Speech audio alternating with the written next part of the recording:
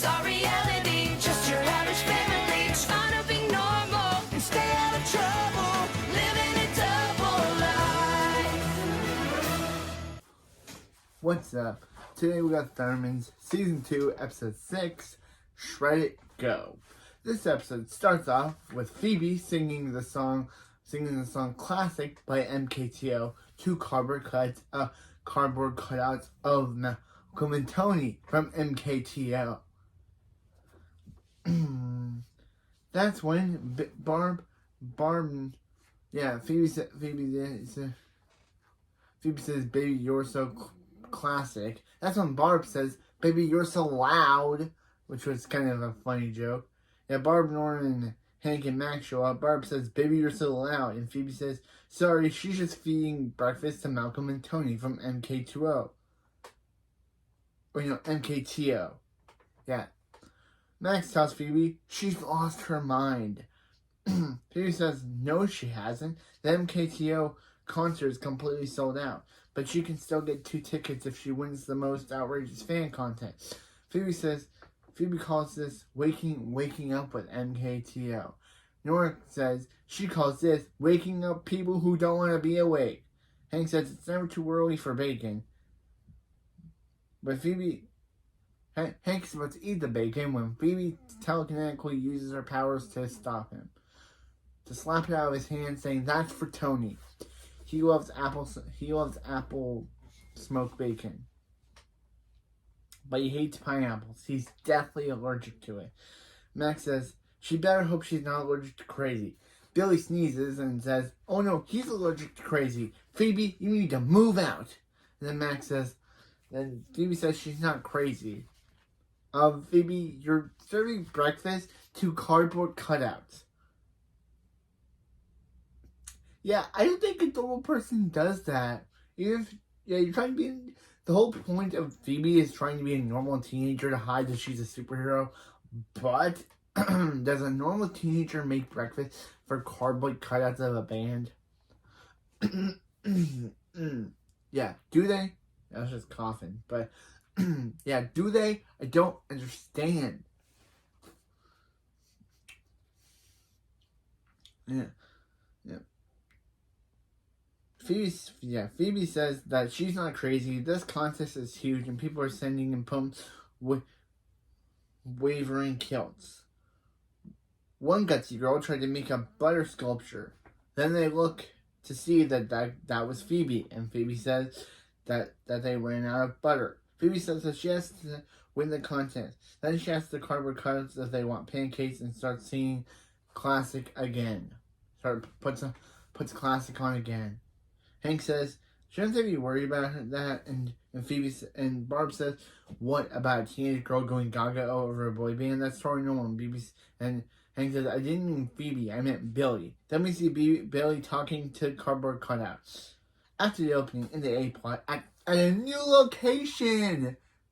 You know how much I love new locations. At a new location that becomes frequent for this show, we start off at Splatburger, which would become the main character's resident hangout spot for the remainder of the show. It's a new location. I'm just glad that this show has a new location rather than the other location. At Splatburger, we see Max asking Oyster, who is, again, the one thing I'm glad about this episode is that Oyster is no longer the guitar-obsessed guy that he was back in his last appearance. He now seems like a normal dude that just hangs out with Max, which I'm glad, because if you watch my review for his last appearance in episode 4, which I can't believe he debuted 2 episodes ago, he loved his guitars and viewed them as humans.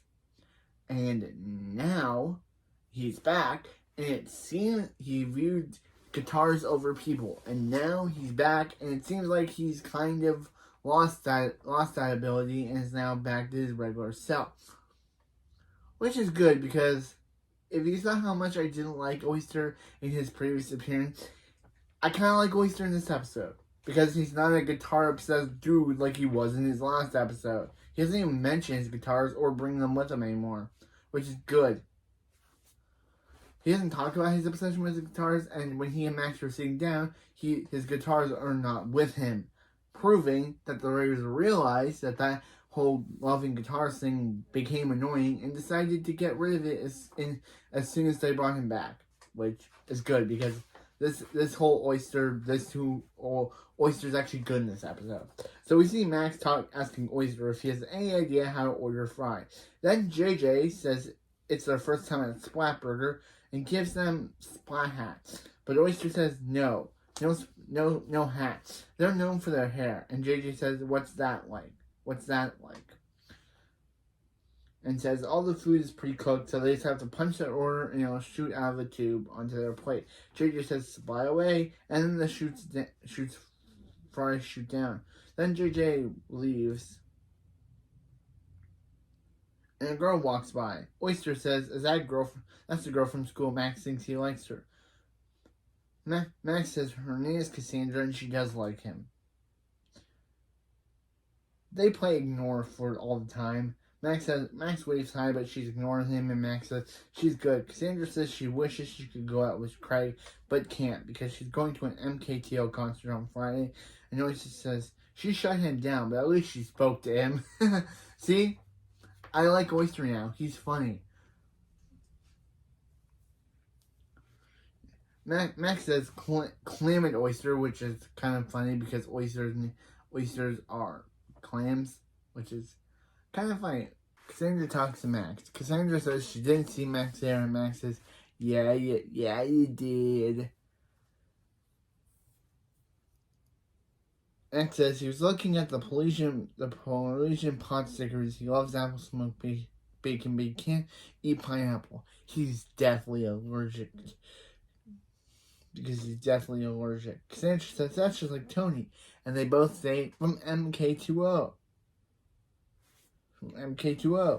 Max says he didn't know she was a fan. Cassandra says she's literally upset. And asks Max what his favorite song is. Max says all of them, and Oyster says, if you had to pick one, which one would you choose? And Max kicks Oyster. Cassandra says she can't pick one either, and asks Max if he's going to the concert. Max says, of course he is. Maybe they can meet up and rock out. Cassandra says, sounds like a date, and leave. Or says, epic play. But isn't that concert sold out? Max says, way ahead of you. Phoebe's entering the MK2O concert, and if he helps her win, she can give him the tickets. Oyster says they should celebrate with more fry. Meanwhile, in the B-plot at the Thunder House, Nora says Thunder Purge is her favorite time of the year. She gets to destroy all of their old junk and not get in trouble. Then she lasers all the old junk. Billy says he's no lung doctor, but he's pretty sure this is bad for him. Okay, Billy, that's the only time I'll laugh at your joke. Hank then comes in and brings in their new shredder. Barb says, are you sure this shredder can handle a year's worth of thunder trash? Hank says, it can shred anything. It shreds a book. Billy says, it's a super shredder. And Barb says, yeah. And without the ashy aftermath. Nora says, they don't need that thing, and lasers the shredder's instruction. Nora says, come on, Billy, let's play hide and seek. But Billy says, maybe later. He welcomes Stray to the family. Then Nora lasers his butt, and that's where I get the background image of this video from. Because I couldn't find any other background image of it. Okay, and it's just pretty funny, the pause on the scene with the hanging bar just literally doing random stuff in the background. Also, I like how Nora's shorts are like a boxer shorts, like a wrestler boxer short, and they say Nora on it. I wonder how she got it like that.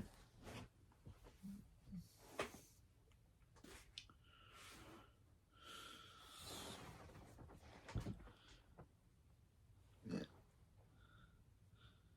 Phoebe is walking the cardboard cutouts outside. Yeah, Barb says, are you taking those cardboard cuts for a walk? Phoebe says, no. She says, are you taking those cardboard cuts outside? Phoebe says, no. She's taking them for a walk. She's not taking them for a walk. She's using them as kites. Then Max says, Lame alert. Max says not gonna get you those tickets. And Phoebe said, yeah, because calling your sister lame alert is not gonna get you those tickets any faster. She said it's not lame. She's gonna take a picture of them up in the air for MKTO. Then they'll know they love her. Love for him is sky high. Max says, well, lucky for her, he's got a winning idea that'll cost her one of her tickets. Phoebe says, you want to go to the MKTO concert? What's her name? Which is kind of funny. Max says her name is Cassandra from school, and she's going, and he told her to meet her there. Phoebe says, Cassandra sounds so sweet.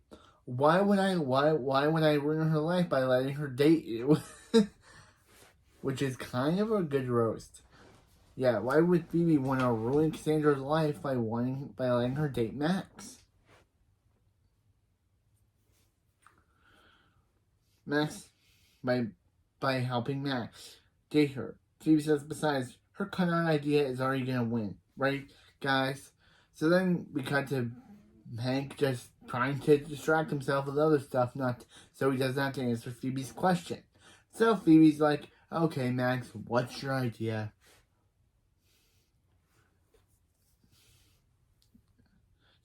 Yeah, Max's idea to throw her out of a plane. Then cut to Phoebe falling after being thrown out of a plane. But it's revealed that Max was recording while using his telekinesis to make Phoebe while she was behind a blue screen. Max said all they have to do is upload the video to the contest website. Phoebe says they will win, and Max says, will they win? And Max says, of course. With her fan knowledge and his video skills, it's a slam dunk. Phoebe thanks Max for everything except dropping it on her face. Max also asks Max if he rigged the contest, and Max says, do monkeys have monkey butts? And says that he's going to put a hidden message in the video that says, pick me every 4 seconds. Then at Splatburger, Oyster says, why did they invite him if Max is going to stare at Cassandra and Phoebe's going to stare at his phone? Max said to find out if she won the contest. Max said they didn't invite Oyster. Oyster was already at the table, so they was already at Splatburger when they came in, which is a kind of funny joke.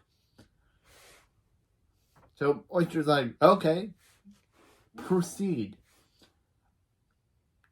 Carry On, which just reminds me of Carry On My Wayward Son by Kansas, which became my favorite song just because of how much I love Supernatural.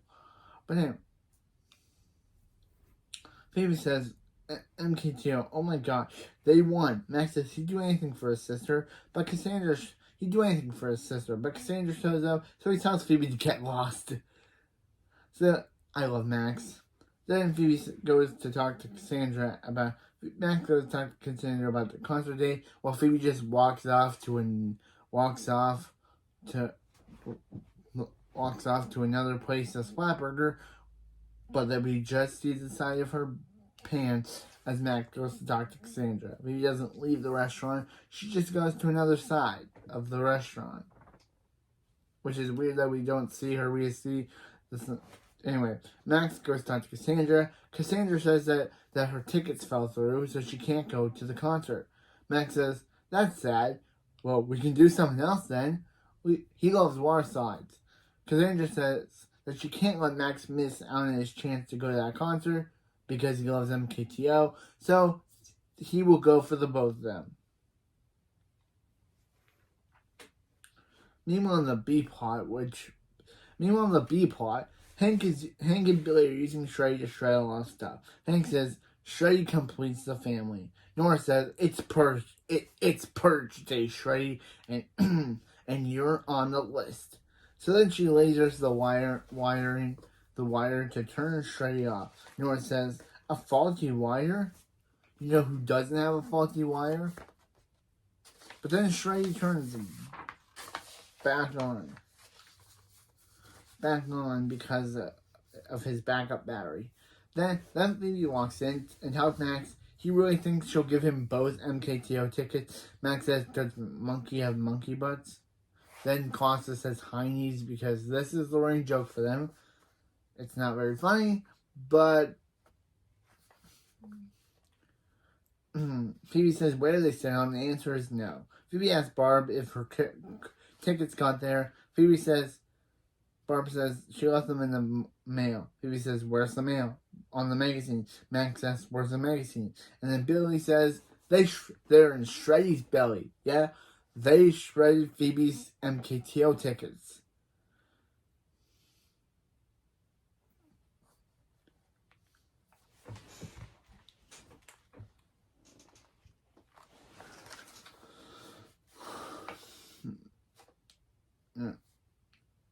Hank says he can't remember because Phoebe says you shredded her tickets.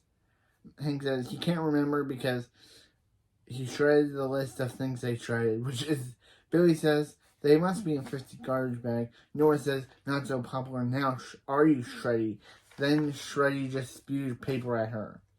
Then Phoebe says she needs to find the tickets, so how will Tony and Malcolm fall in love with her? If they can, okay, Phoebe? That is creepy. You're 15. These guys are probably in their 20s. You shouldn't be dating 24-year-olds. Okay, this episode just got a bit creepy.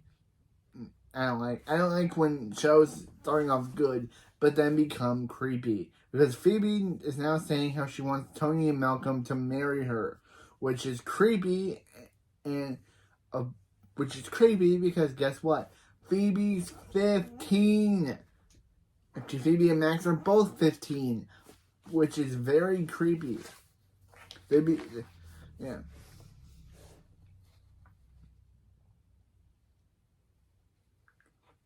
Yeah, they're 15. Yeah. Barb said, yeah, how are Malcolm and Tony gonna fall in love with her if they never see her? She's 15. Barb says they'll find the ticket. She'll find the tickets and they'll help. They go look outside, but Max finds the tickets in the house, in the mail. But you know Max, he decides to not tell Phoebe about this, so he can instead score a date with Cassandra. Because it's Max. He decides to not tell Phoebe about this, saying that he does call Phoebe's name, but lies and say he only called Phoebe's name to learn how to yell Phoebe's name. Yeah. Meanwhile, back at the Thunder House, they are still looking for the tickets, the concert tickets they don't know Max has, and Barb says, glue faster. Billy and Nora are glued together, and Hank has his hand glued to Malcolm, who is somehow all shredded, which is weird, because they never showed him like that until now. I guess they also shredded him, and he somehow ended up like that. Meanwhile, at the MKTO concert, Max is there with Cassandra and shows her his ticket. Cassandra says she's about to take a picture she takes a picture of Max, but then a bird poops on his head, and she accidentally puts it to Chirper. Yep, the return of Chirper. I know we haven't heard about that thing since the first episode of the season, but she has tagged him Bird Turd. She says it's her first nickname for Max, and Max says why isn't she working on a new nickname while he watches the poops on him? And she says, hurry up, BT. Hey, she did, and Max says, keep working on it. Meanwhile, at Splatburger, Phoebe is walking in to talk to JJ when she sees Malcolm and Tony, the real guys. I still don't know how the writers were able to pay these two, the real life duo from the real life singers, the singers of MKTO, the real ones, to be in the episode. They must not pay that well, because this episode is a 30-minute episode, and they're in there for like a minute. They're in this episode for like a minute. They must have been like, hey, you'll be in the you'll only be in the episode. We can only be in this episode if you have our songs. If you allow us to sing one of our songs in the episode, which they do. They sing their song "American Dream" in the episode. Technically, they have two songs in this episode. One, Phoebe sings to their cardboard cutout, and the other one we'll get to the American Dream one, but I'm just saying that they must have been like, we'll appear on your show if you get our music into your episode. And then the writers were like, sure, we'll have Phoebe become a random fan of yours, which is uncharacteristically like her because she's never been a boy bandy type of character before, and she's never references these guys again. So yeah, for this episode, Phoebe's just a boy bandy. She's just an MKTO fangirl now. Out of the blue, she's one. She's never mentioned how she liked boy bands before. So now this episode's like, yeah, we'll make her a boy band fangirl for this one episode. So we can have the two singers of that band she's fangirling in the episode itself. So yeah, speaking of those guys, Phoebe sees the real Malcolm and Tony from MKTO walk in, so she freezes JJ, and we never see her unfreeze him. JJ is somehow unfrozen by the next episode, off screen. We never see her unfreeze JJ, unlike Mrs. Wong, where she remembers to freeze him. She never unfreezes JJ, which is weird. How did he get unfrozen? Phoebe locked him in the closet in the kitchen of Splatburger all the episode. But by next episode, he's unfrozen, and it's never explained how. Yeah. Phoebe freezes JJ, telekinetically closes the door. She orders the food for MKTO, and then she fangirls over them because that's what Phoebe's character is for this one episode, a fangirl. Meanwhile, at the concert, Max comes out of the porta potty to see Cassandra's in the concert. Cassandra says the line was moving, and she met a bunch of guys who reached Max's photo, and now it's all over the internet. And how exciting is he? Max says 0 to not very. Cassandra says Max is famous. Everyone's calling Max Bird Turd. Max says, that's the wrong kind of famous. And Cassandra says, hurry. She'll see Max inside, Turdsy. Max goes to the front, only to be stopped by the bouncer. Max says he has a date waiting for him, but the bouncer tells Max again to get back at the end of the line. And Max says, first getting pooped on and now this. And the guy says, wait a minute, you're a bird turd. I'll let you in if I can see your tickets. But then Max forgets his tickets. Max forgot his ticket. So he has to go back to that porta potty so he pushes the guy out of the way, just for that guy he pushed out of the way to knock on the porta potty and then knock it over, which means that guy has a. Then Max says, definitely no ticket. Meanwhile, on the B plot at the Thunder House, Billy is shredding a whole chicken. I don't know, and he thinks anyone's is shredded. He says it always turns into a turkey. Billy? I don't know why you thought that was a turkey. Nora comes in. Nora says, Nora says, why aren't you playing hide and seek? Billy, why aren't you playing hide and seek? She was hiding in Hank's laundry pile for hours. Billy says, sounds like someone needs a fresh sliced chicken. He says turkey, but it was a chicken. Nora says, she doesn't need his pity poultry. Which for some reason the subtitle in Paramount Plus said petty poultry. But it was pity. I should really stop listening to those subtitles. Nora says she can't believe Billy blew her off to hang with a shredder.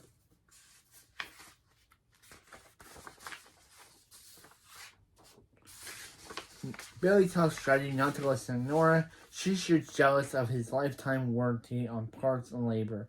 Nora leaves. Shreddy turns on and tries to shred Billy's hoodie string.